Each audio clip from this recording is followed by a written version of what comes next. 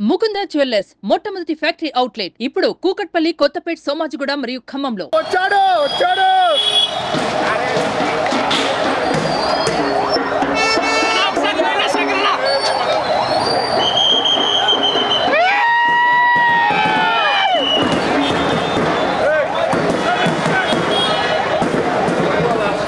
అయిపోతుంది కెమెరా ముందు పెడితే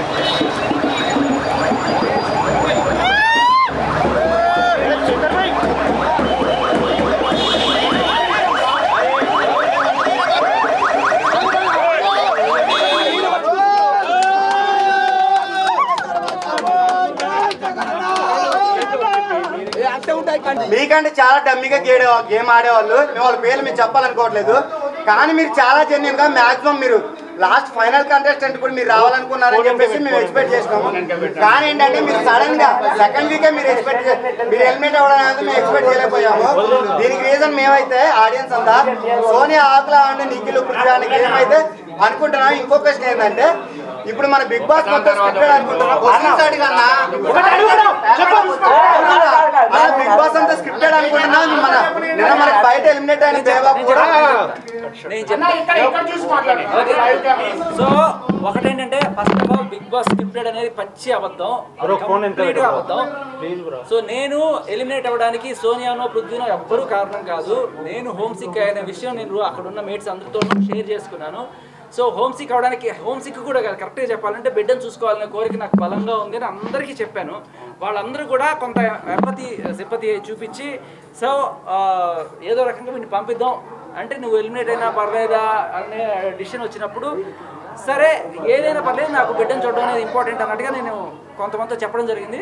సో వాళ్ళు వీడి మంచిగా అన్నట్టుగానే నాకు అలా చేశారు తప్ప ఎవ్వరూ నా మీద కక్ష కట్టి చేయలేదు. అందరూ ప్రేమతోనే పంపించారు. శేఖర్ గారు బిగ్ బాస్ చరిత్రలోనే ఫస్ట్ టైం కంటెస్టెంట్స్ ఓట్లతో మీరు ఎలిమినేట్ అయ్యారు కదా, అంటే నార్మల్ ఓట్లు కాకుండా. మీ రియాక్షన్ ఎలా ఉంది?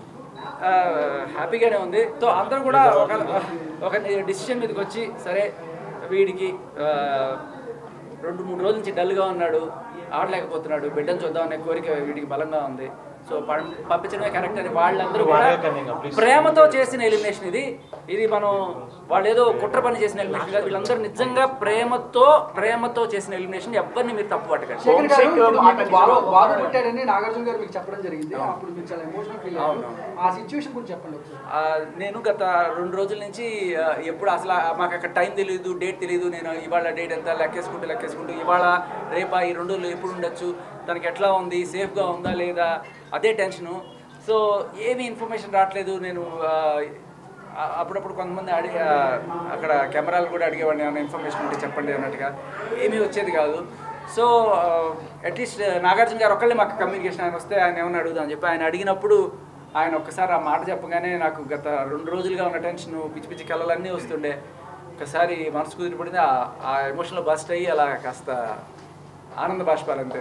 కానీ ఫస్ట్ టైం అందరూ మిమ్మల్ని ఇంట్లో నుంచి బయటికి వెళ్ళిపోవాలని అందరూ చెప్పారు. లేదు అదే లేదు, వాళ్ళు ప్రేమతోనే పంపించారు, బిడ్డ చూసుకోవడానికి పంపించారు. మీ ఒపీనియన్ టాప్ 5 లో ఎవరు ఉంటారు అంటున్నారు? టాప్ 5 లో ఎవరు ఉంటారో నేను అంచనా చేయగానే సీత గెలిస్తే బాగుండు అనుకుంటున్నాను. అంటే మన తెలుగు అమ్మాయి, అక్కడ చాలా మంది రకరకాల. సీత ఒక్కటే మీకు దండేసిందనా మెడలో? అలా అని కాదు, సీత అంటే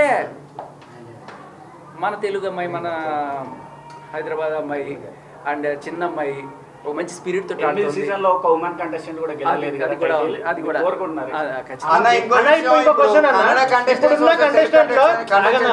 బిగ్ బాస్ నడుస్తుంది. సో అది నిజమా లేకపోతే ఆడియన్స్ అనుకునేది అబద్ధమా అనేది ఒకసారి మీ మాటలో చెప్పండి అన్న. అలా కన్నడ తెలుగు అని ఏం లేదు, బట్ కన్నడ వాళ్ళు ఉన్నమాట అయితే వాస్తవం. కానీ కొంతమంది ముందుగానే తెలియడం వల్ల ఒకళ్ళకి వాళ్ళు రాగానే కొంతమంది క్లోజ్ అయిపోయి వాళ్ళు మాట్లాడుకోవడం వల్ల కొంతమంది మనం ఏలియన్ అయిపోయాము, మనల్ని వీళ్ళు దూరం చేశారని ఒక ఫీలింగ్ అయితే కొంతమంది రావడం. మీరందరూ కూడా నన్ను మీ ఛానల్స్కి పిలిచి ఇంటర్వ్యూలు చేసి నన్ను ఇంత వాణి చేసి మీరే నన్ను అక్కడికి పంపించారు. సో ఇక్కడ మీకు కొంచెం అందరూ ఒకటేసారి రావడం వల్ల కొంచెం అటు ఇటు అవుతుంది, దయచేసి మీరు అర్థం చేసుకోండి. సో ఇకపోతే ఎలిమినేషన్ బిగ్ బాస్ చరిత్రలో ఇది హ్యాపీయెస్ట్ ఎలిమినేషన్గా మీరు గమనించాలి. ఆ కంటెస్టెంట్స్ ఎవ్వరు కూడా వెనుపోట్లు పొడి చేయడం అలాంటివన్నీ కాదు. ఈ రోజు నన్ను ఎలిమినేట్ చేసి పంపించిన కంటెస్టెంట్స్ ఎవరైతే ఉన్నారో ఫస్ట్ టైం బిగ్ బాస్లో ఇలాంటి ఒక సాంప్రదాయానికి తెరదీశారు. అంటే జనరల్గా ఇన్నాళ్ళు జనాలే ఆడియన్సే ఎలిమినేట్ చేస్తున్నారు. But for the first time కంటెస్టెంట్స్ని ఎలిమినేట్ చేసే అవకాశం వచ్చినప్పుడు కంటెస్టెంట్స్ని నేను ఆల్రెడీ ఒక రోజు ముందు నుంచే నేను ప్రిపేర్ చేశాను. నేను వెళ్ళిపోదాం అనుకుంటున్నాను, నేను పిల్లాన్ని చూద్దాం అనుకుంటున్నాను, నాకు కొంచెం మేర దమ్ గుట్రా ఇదర్, నేను ఖచ్చితంగా పోదాం అనుకుంటున్నాను. దానికి ఇంకొక కారణం కూడా ఏంటంటే నాకు అక్కడ ఫుడ్ చాలా ప్రాబ్లం అయింది. ఒకే ఒక వెజిటేరియన్ మొత్తం నేను అక్కడ అందరూ కూడా ఎగ్గో లేకపోతే చికెన్ మటన్ ఇవన్నీ తీసి సరిపెట్టుకుంటున్నారు. కానీ నాకు చాలా ప్రాబ్లం అయిపోయి ఎంత ప్రాబ్లం అయిందంటే వాళ్ళు ఆఖరికి ఆ ప్రోటీన్ పౌడర్ కూడా తీసుకెళ్ళిపోయారు. సో ఏ సోర్స్ లేకుండా నాకు ఆల్మోస్ట్ 2-3 రోజులుగా రోజు పొద్దున్న లేవగానే చక్కెర రావడం ఇవన్నీ కూడా అవుతుండే. సో నేను 2-3 సార్లు రిక్వెస్ట్ కూడా చేశాను. అది కొంచెం ఆ ఫుడ్ ప్రాబ్లం వల్ల. ఇంకొకటి ఏంటంటే ఇంకా బిడ్డను చూసుకోవాలనే ఆత్రంలో నేనే అందరినీ అడిగి వాళ్ళు ప్రేమతో బిగ్ బాస్ చరిత్రలో ప్రేమతో చేసిన ఎలిమినేషన్ ఎవరిని కూడా నేను తప్పు పట్టట్లేదు. కంటెస్టెంట్స్ అందరూ కూడా నన్ను ప్రేమతోనే పంపించారు. అండ్ మేబీ హూ నోస్ మళ్ళీ రాసి పెట్టుంటే ఇంకోసారి వెళ్దాం అంతే. తెలీదండి.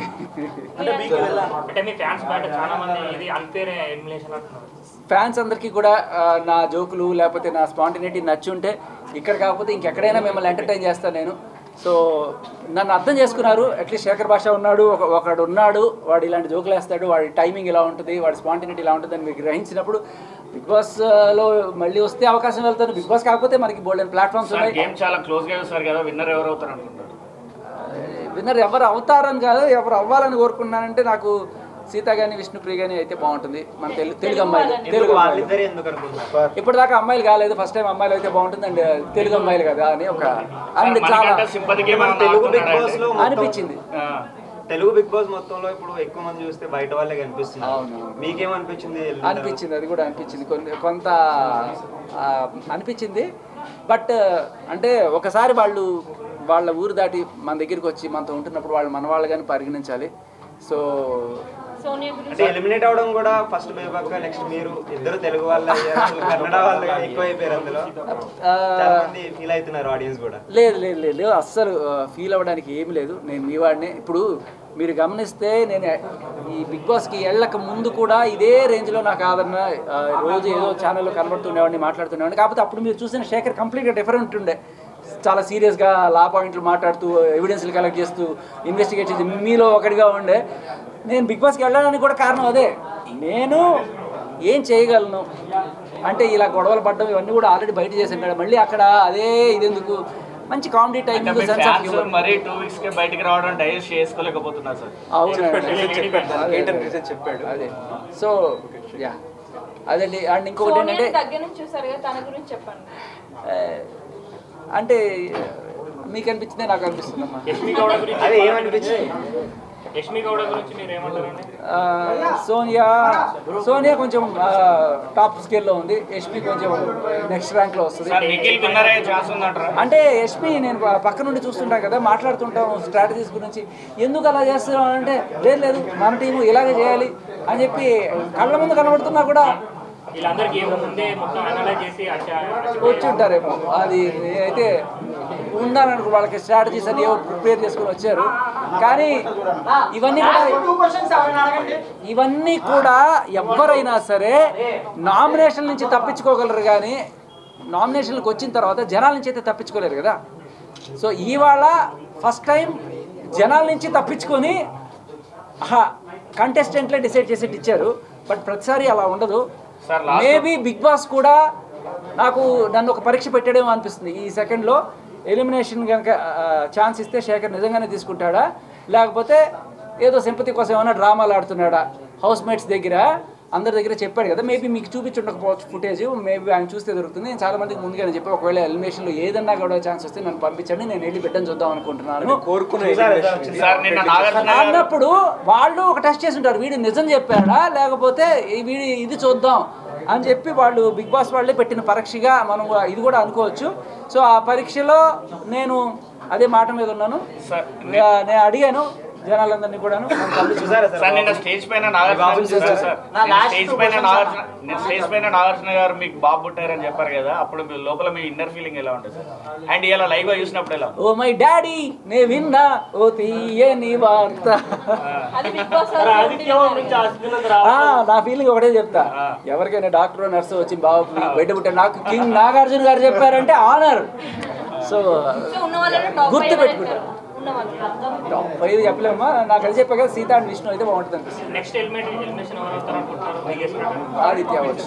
సార్ బిగ్ బాస్కి వెళ్ళాక నేర్చుకున్నాం, మీరు ఏం నేర్చుకున్నారు సార్?